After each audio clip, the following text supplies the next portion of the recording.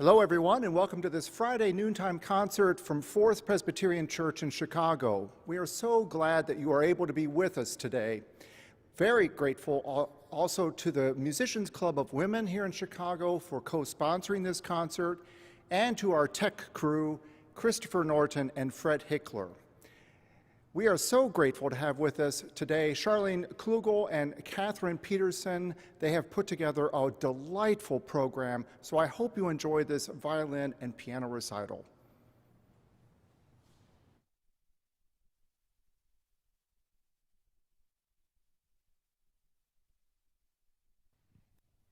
Hello, and thank you so much for joining us today. We are Duo FAE. And the FAE stands for Frei aber einsam.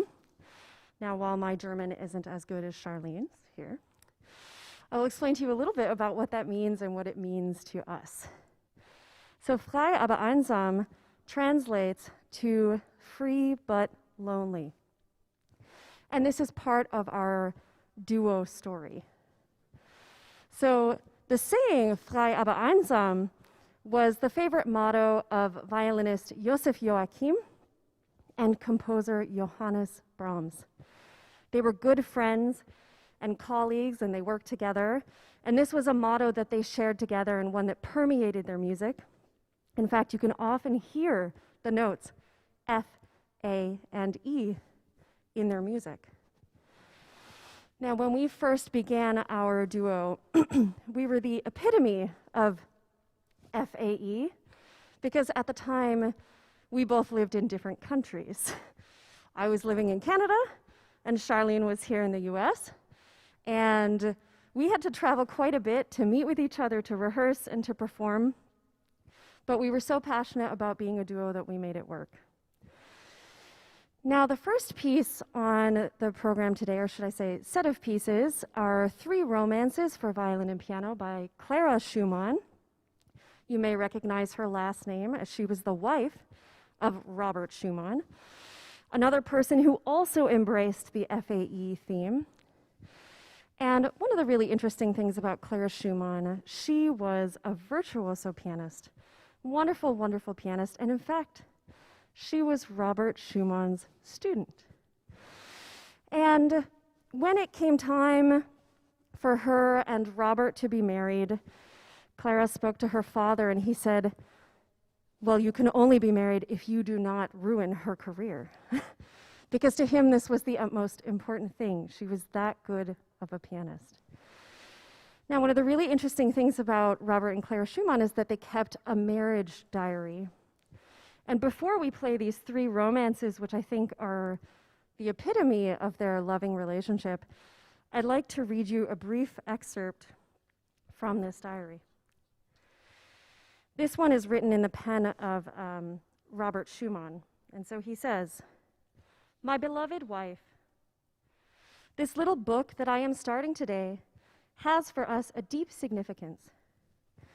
It is to be a diary of all that concerns us in our domestic and married life, to be a record of our wishes and our hopes, and the means whereby we may convey to one another any requests we have to make, for which words may not suffice, and to be a mediator and reconciler should we chance to misjudge or misunderstand each other.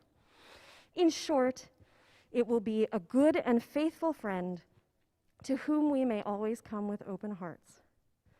Our diary is to be written up week by you and me alternately, and handed over every Sunday morning, if possible at breakfast time. The entry for the preceding week shall thereupon be read, either aloud or otherwise, according to the nature of the contents. Anything forgotten shall be added.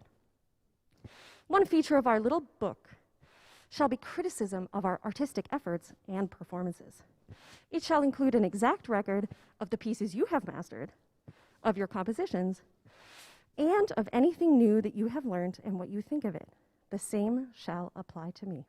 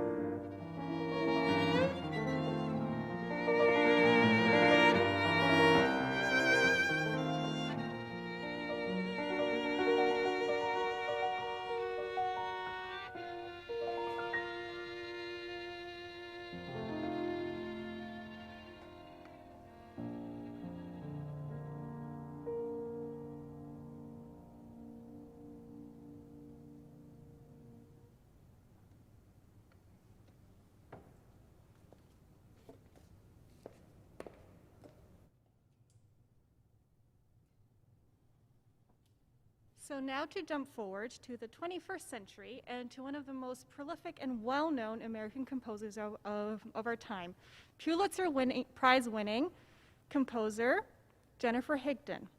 This is String Poetic, two movements of String Poetic from 2006, commissioned by Jennifer Coe. And what Jennifer Higdon writes about these two pieces, Nocturne and Blue Hills of Mist, is that these two inner movements are songs that are shared between both the violin and the piano to create a bigger whole. If there isn't anything that describes the dynamic of the duo, that is it right there, where we both carry equal responsibility and fill in each other's voices, rather than one being the lead and the other one being the follower or the accompanist. So for these next two pieces, I always imagine, first in the Nocturne, as the name describes, nighttime, the music of good night. And then the Blue Hills of Mist. What does a little beam of ray, a little beam of light sound like that manages to penetrate the mist lying over the mountains?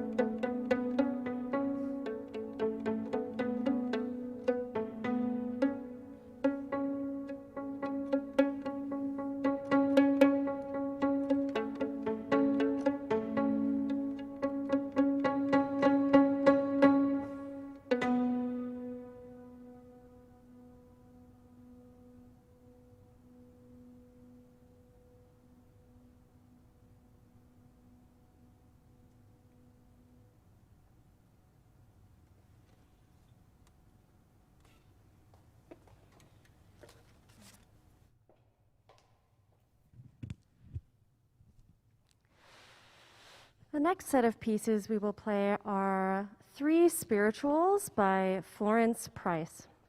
Now, Florence Price is a very interesting woman, and we felt it was really important to play her music today, given that she was a member of the Musicians Club of Women here in Chicago. While she was born in Arkansas, she lived a good portion of her life, and especially her musical life, here in Chicago. She was the first African-American woman to ever have her music be premiered by a major symphony orchestra, and not just any symphony orchestra, but the CSO itself. These are three spirituals based on the tunes of "O Holy Lord," "Sometimes I Feel Like a Motherless Child," and "Lord, I Want to Be a Christian." I want to take a moment to read to you some of the lyrics from these three tunes so that you can perhaps get a sense of the origins and the feelings of these pieces. O Holy Lord, O Holy Lord, done with sin and sorrow.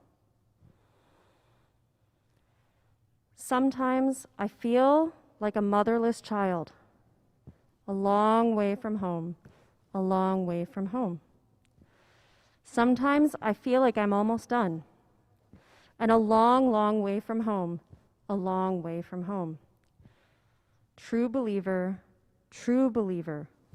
a long, long way from home, a long way from home. Lord, I want to be a Christian. Lord, I want to be a Christian in my heart, in my heart, in my heart. Lord, I want to be more loving in my heart, in my heart. Lord, I want to be more holy in my heart, in my heart. Lord, I want to be like Jesus in my heart, in my heart.